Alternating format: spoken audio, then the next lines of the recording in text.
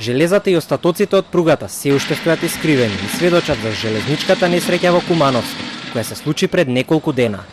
Десетици работници денес, на 30 на степени Целзиусови, работеа со полна пареа за да ги вратат работите во нормала.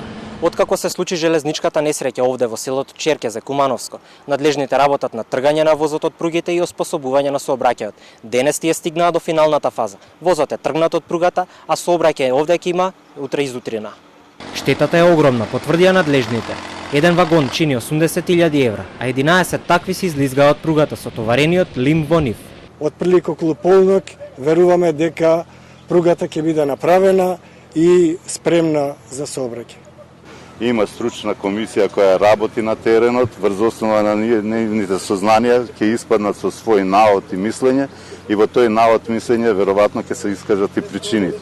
Веднаш до самата пруга каде што се случи несреќата, наидовме на локален жител кој што ни кажа дека е среќен, што никој од неговото село не бил присутен на местото кога вагоните се излизгале од пругата. Дека овој материјал што е железа ќе се направи, ќе биде па воз шина, а човекот ако го цепа некој човекот да го со возот како иде, више не се враќа.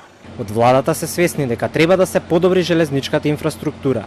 Признаваат дека железници тонат во долгови, па штом се ослободат од дел од нив, ќе започнат и да инвестираат во нови локомотиви и вагони.